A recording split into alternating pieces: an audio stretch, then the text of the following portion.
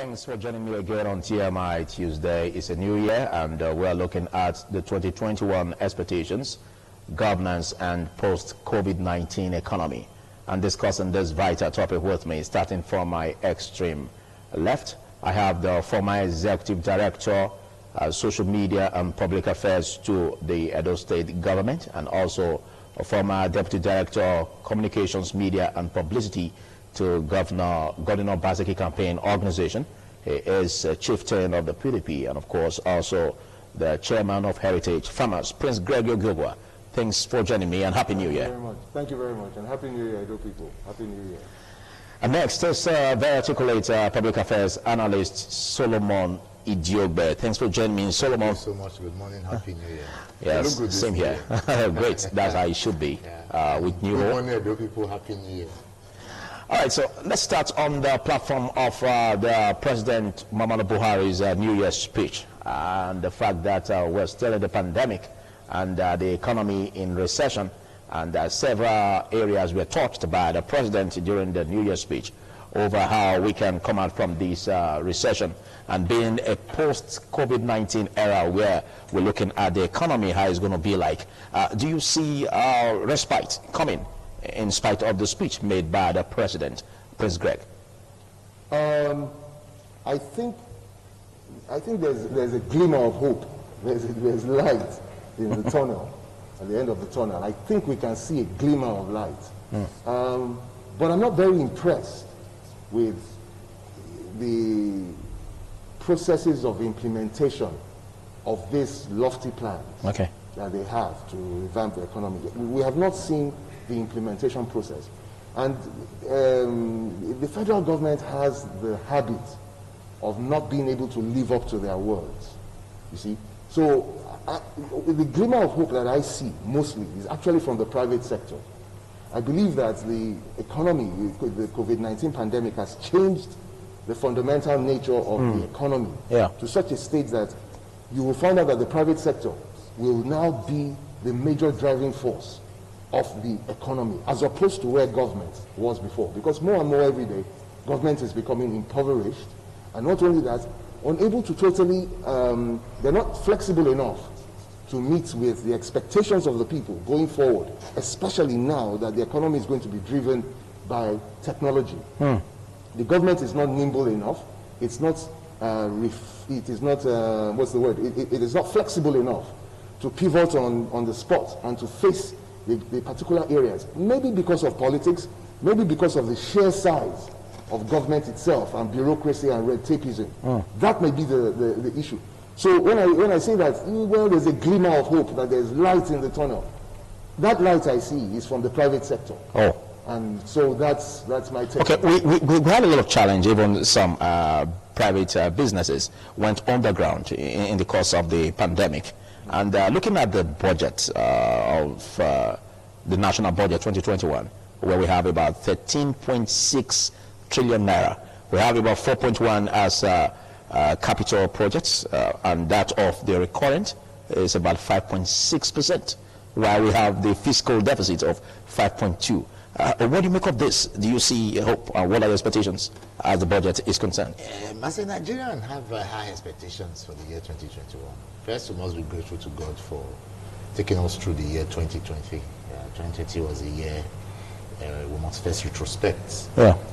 Look at it, that it was a year full of disasters. Came COVID-19, there came NSACs, there came issues of banditry, if you like, call it armed robbery. And that gave us reasons to learn. It gave a new face. And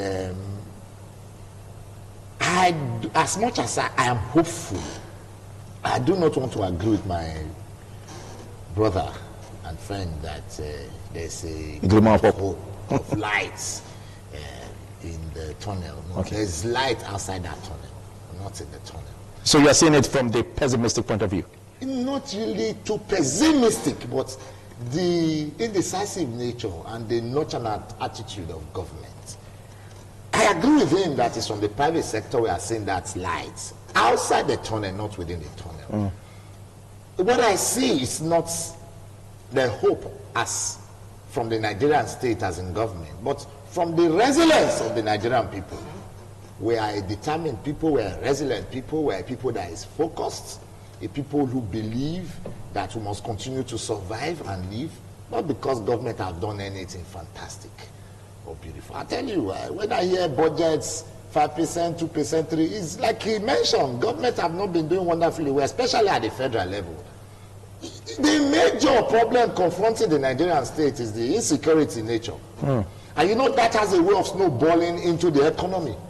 Let's not talk about the effect of the COVID-19 that had almost crippled the economy. We have not had, because when I heard you talk about post-COVID, what's post? When they're already telling you of a second wave of the COVID-19, yes, the government has said they are not ready to do a second lockdown because they understand the effect. Banks, as we speak, are gradually, in fact, they are struggling to survive. Okay.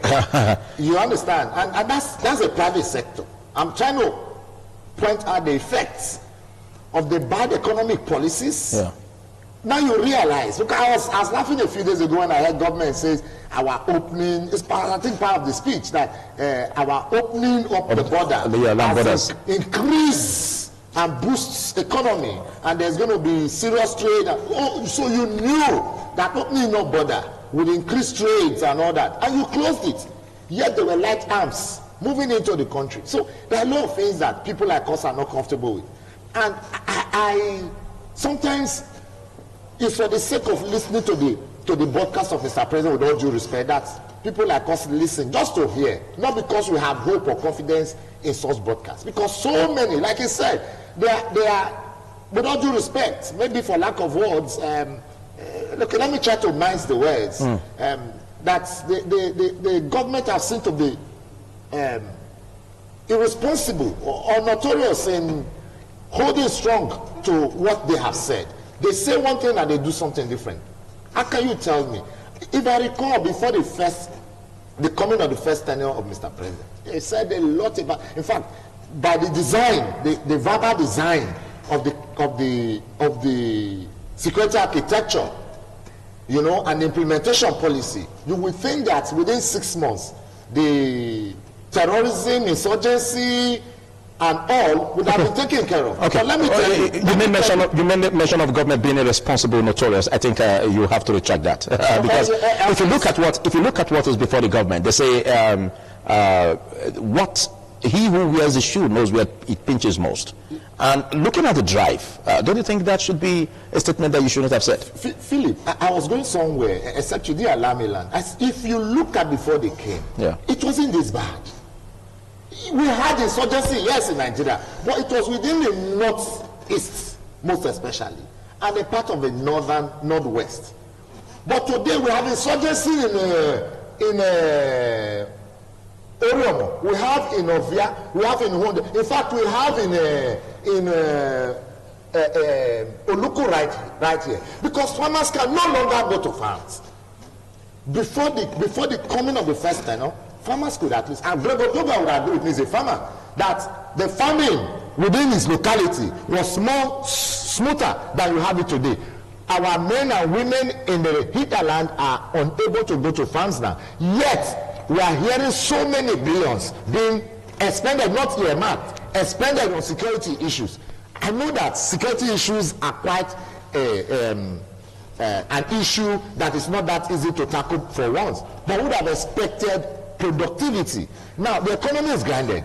You see, the COVID-19 exposed a lot of weaknesses. Okay, but you also agree that it's not just unique to the President Muhammadu Buhari's administration. We have, before now, we have been having issues over a decade now on insurgency fight. And I said it was restricted to... There has been this great point where the President administration of Muhammadu Buhari decimated it to an extent. One of the reasons why the Nigerian... Are you not looking at that direction? I am not seeing it from that angle. Because one of the reasons why the Nigerian people voted for President Muhammadu Buhari at that first tenure was because they felt that the insecurities in Nigeria, if not quickly tackled, would spread.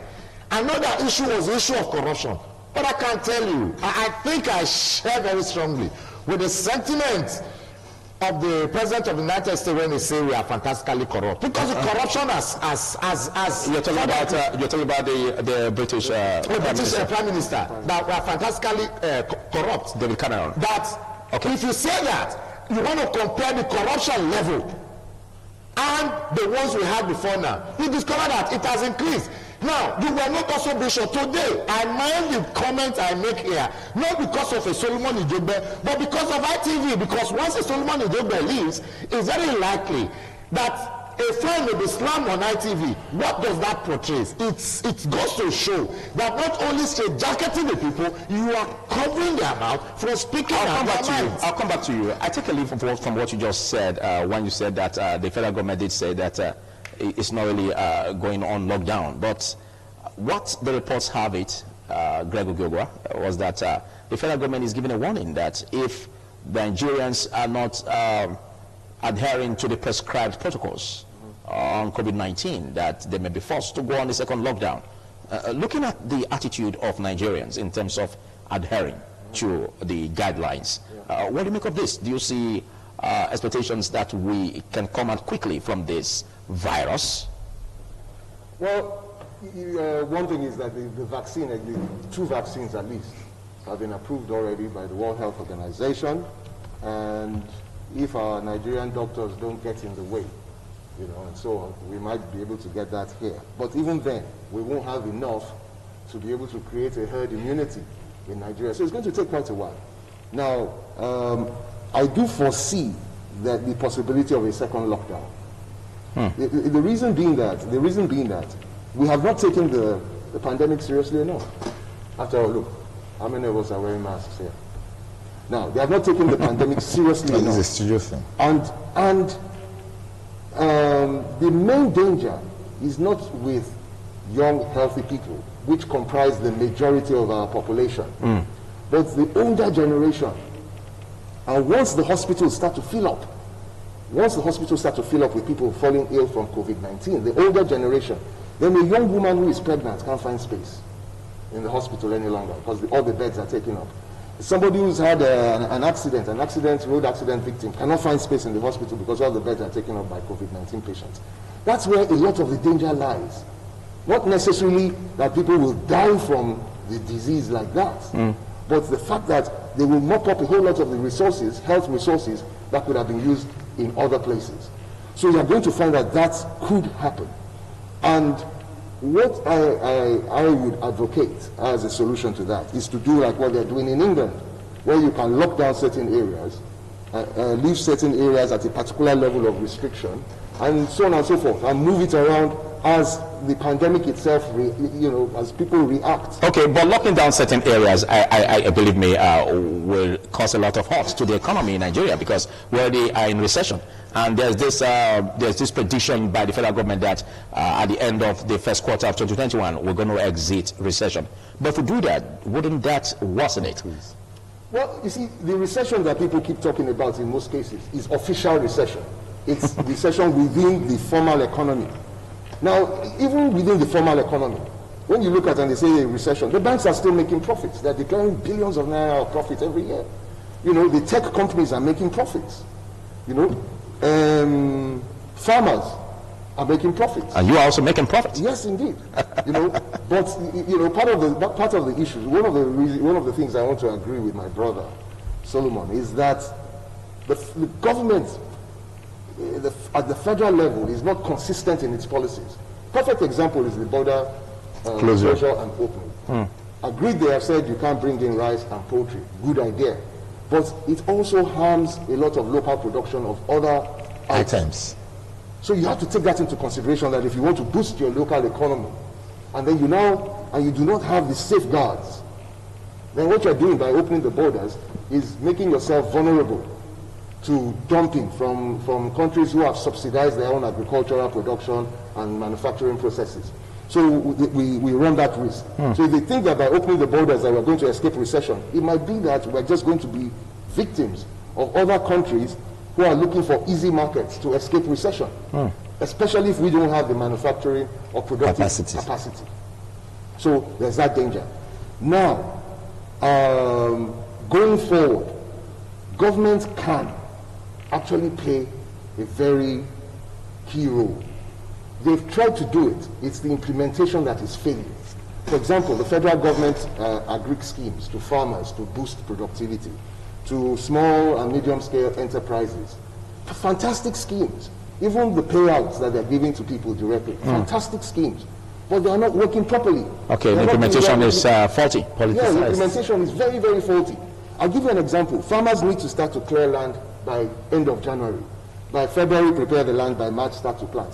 Whatever, what's it called, funding that they're giving to farmers, at times don't get to them before June, July.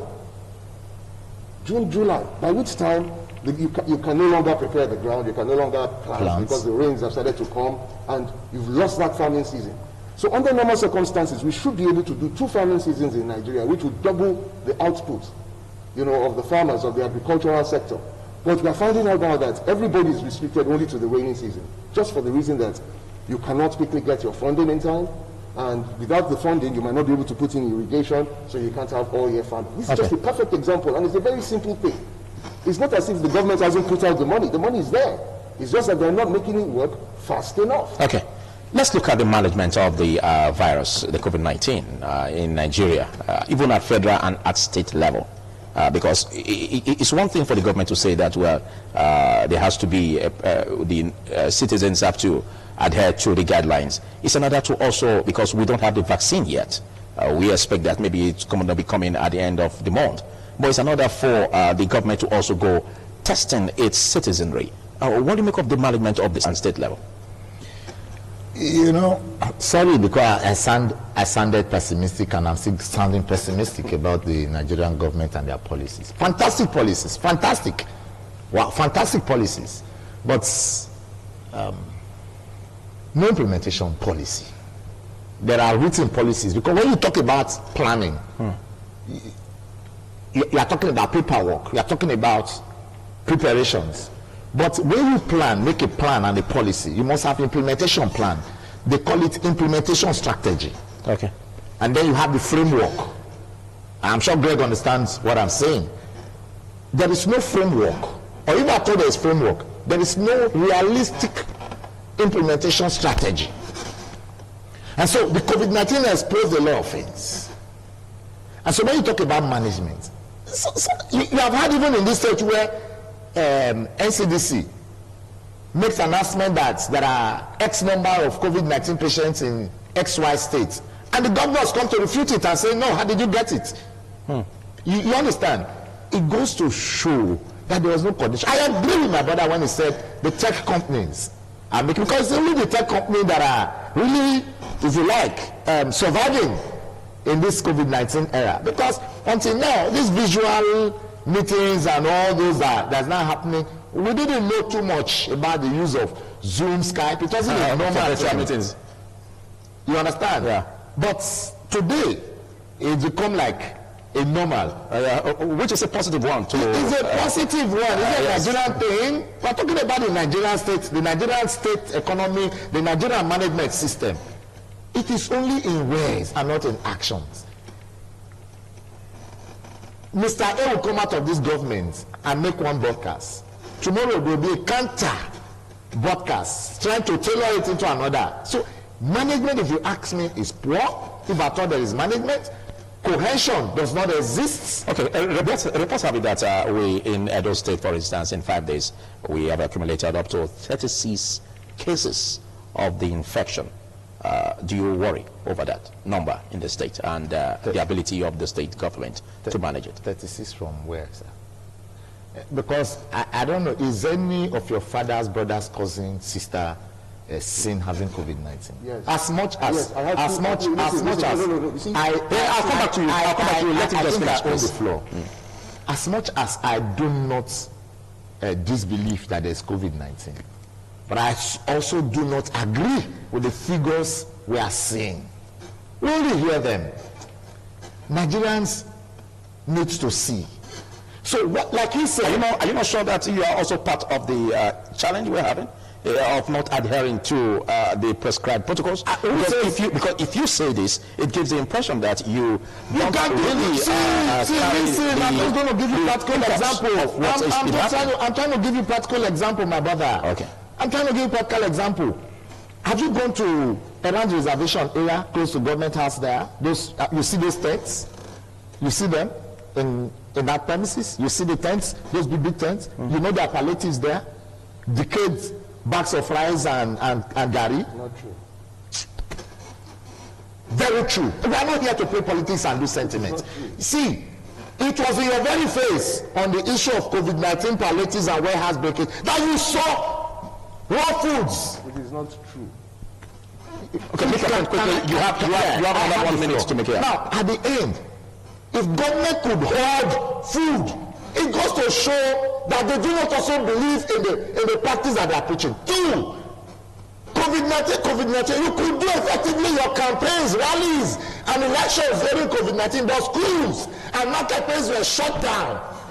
What politics are you playing? And you are expecting me to hold on hook, line, and sinker with your... I see it as political policies to enslave the people and make more money. Banks today, go to bank ATMs, when they have 4 or 5 stands, only one will be working. I tell you the truth, it's not because they don't want to put money. Banks are suffering from the effect of COVID-19. Okay, I'll come back to you, Solomon Jobe. Greg, you seem not to be at the same page with Solomon Jobe as far as management of COVID-19 is concerned in Edo State. Absolutely not. Okay. Absolutely not. Everything he has said right now is just like you said. That is the challenge that we are facing in Nigeria and the management of this virus. Because there are people who are generally that we call enlightened. I have 2 friends as we speak. One of them is on a ventilator. The other one is still in isolation. I have lost at least 3 or 4 friends. In Edo State too. I've lost at least 3 or 4 friends over the last 2 months from COVID-19. So nobody should come and tell me that it's not real. I have had it. Will anybody come and tell me it's not real? What are you talking about? Instead of you to say, I don't know, you want people to go and risk their lives. That's what you're doing by denying. Okay, let's look at the management here, because I just mentioned of the infections in the state in 5 days. How is the state government preparing for the management? Well, I mean, as it were, Edo State, as you can tell, the first wave, you saw that when it started, Edo State was like number 3, with the highest number of infections and so on. But if you go and check now, it's way down. And the reason that happened was because of the management in the first wave. We didn't even have a full shutdown in Edo State, but the management was impeccable because it was projected and it was forethought. We have a COVID-19 task force. I'm a member of that COVID-19 task force in the communications pillar. And we meet every morning at 7 a.m. and 7 p.m. chaired by the governor virtually. And during these meetings, we have members of the WHO, you have the Edo State Health Ministry, you have the disease control people, and you have government, and so on and so forth. And everybody meets at 7 a.m. and 7 p.m. every day, working out the strategies. The call centers, do we have enough people at the call centers to take calls? Can we direct them to whatever testing centers? Can the testing centers move them to the holding bays? From the holding base, can you move them to isolation units? How many beds do you have? But you also agree that testing capacity is very low. It might be low, yes. But the way it is done is that you don't test everybody. You look at the local governments, the catchment areas where you have the highest rates of transmission. And that's where you do most of your testing because you don't have the resources to do it blanket. So you must target your resources. And that's why if you do not see them testing in Uredo, for example, go to somewhere like Ikpebauha and see if they're not testing there, or go to Ovia Northwest at Oluku here and see if they're not testing at those areas where there's large traffic, especially interstate travel. Okay. So there is that. But what I want to plead with my brother is not to ever say that COVID-19 is a political... Okay, we had issues. You see at the floor of we had issues during the lockdown where some businesses, some small businesses... Wait, I want to also deal with another issue about government holding palliatives. It is not true. I can tell you now, I'm one of government's suppliers, right? We did not have anything. Those things that were removed, some of them were the ones that were brought by COVAX. COVID. They have not even had time to take full inventory, some of them. The others were private warehouses. Even our own truck was raided because they saw rice on the back of the truck. They said, palliatives, and they raided it. Is it government palliatives? Okay, we had the challenge of the #SARS protest last year, and we just hope that the government is taking right steps for it not to be a recurrence. Now, see, listen, I didn't come here to play politics. I expect what I'm hearing from my brother because you want to play good for government. That is not you see that please help me appeal to Greg. Help me appeal to Greg. No, I'm not saying COVID-19 is not real. It's not like I didn't have a different opinion while you were talking. Because you keep pushing me. As you repeat it. Because when you were talking, I disagreed a lot. But I kept you because I knew that there would be a time for me to. The time is coming. Yes, and so let me say this. That you are a member of the COVID-19 task force, that you are an agent of government, should not be enough to turn realities to fictions. I'm a survivor. Please, he has the floor. No, you shouldn't just go and I have a right to my opinion. Just go ahead. Also, Greg should learn to respect that. It is your opinion, and I own your opinion as the opinion of many others. But the government, hot till as we speak, drive around to that portion and look. You will see this. Let's not be talking politics. No, he is. Let's look at the aspects. Let's have a record. Can you give me audience? Please? It's very true. So by the government, is ordered. Please, can you give me audience? It is obvious.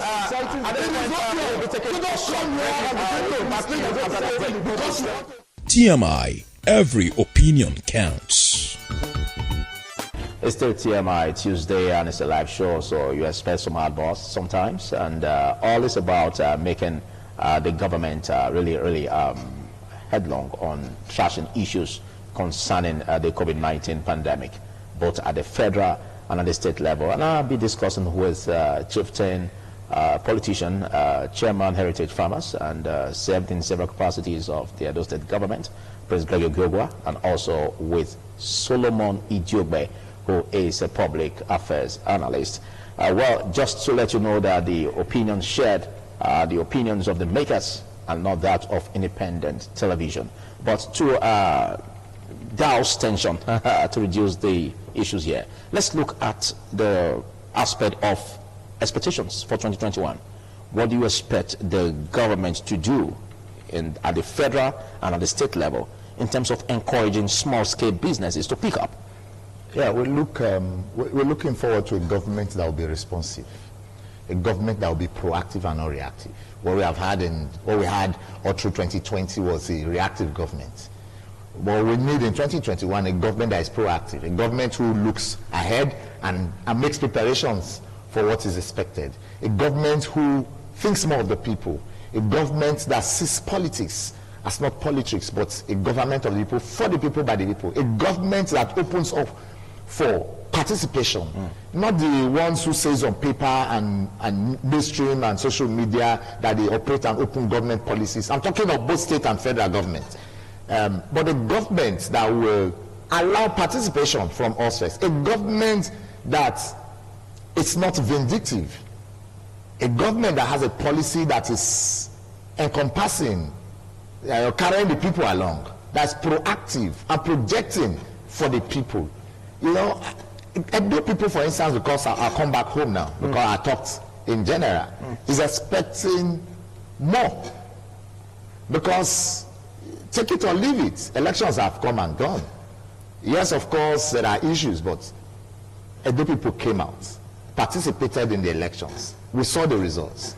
And what the Edo people are expecting are a result of a democratic government.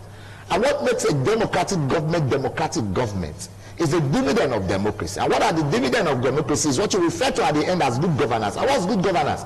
It's a government that is productive, projective, for and on behalf of the people. Edo people is looking for security boosts. Because today, I don't know if I'll say Edo people are not sleeping, because if I say they are sleeping with one eye closed, it might be on saying it without saying the fact.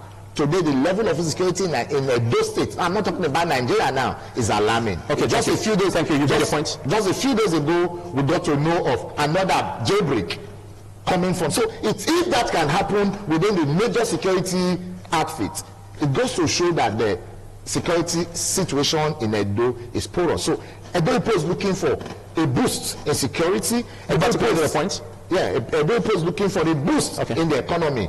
Encouragement for the SME, small and medium scale enterprises. Thank you. I take that as your final words on this segment. Over to you, Prince Greg Ogegwa. What are your expectations at federal and both the state? A more direct drive at using technology, because there's no getting away from it. The global economy itself has compressed to such a stage, to a stage that it is almost like micro management, where with technology you can manage your businesses across the world. Government has to leverage on that in the areas of internal revenue generation, like tax collection. It's got to leverage on that by, for example, building fiber optic networks. And using those fiber optic networks to increase the speed of the internet. That way, things like education, your television productions and so on and so forth, can now be driven even further, expand the market. Then you can expand, the banking population, especially in the rural areas. We have problems with, colleague farmers in the rural areas because they don't have access to banks. Now, with digital advancement, we can take banking facilities to them. We can help them to now raise credit so they can increase their output. So I expect that government is going to look more and more in that direction. I am glad that Edo State government, that I know for real, has already embarked down that road. And the evidence is already showing. One of it was during the initial lockdown. A lot of the palliatives that were given out were grown by farmers last year, in 2019, as a result of the grants that were given out from the Edo State government for farmers. Because of that, there was a surplus. And also, when food prices were rising across the country, it is National Bureau of Statistics, when food prices were reaching 18% inflation rate, in Edo State we were looking at 11.9. And it had dropped from 13.2 to 11.9 during the period when it was rising across the country from 14% to 18%. So those are the proactive policies that were taken by the government. You can also see that the fact that the health system was already being in reform and was already the health insurance system and so on was already being put in place, it resulted in our system not locking down completely. That helped our economy as compared to other states that have completely locked down. Thank you. Then looking ahead now, you can see that education is going to be a major resource of our people. That is one thing that we are going to need to build on. And in order to do that properly, we have to build up with technology. Thank you so much. We're in the right direction. Thank you so much, Greg Ogegwa, for taking our time, and big thanks to you, Solomon Idiobe, for taking our time. And this way we'll call it up on this segment. I will still be speaking with a clergyman on the way forward, 2021 expectations concerning governance, both federal and at the state level. Stay with me.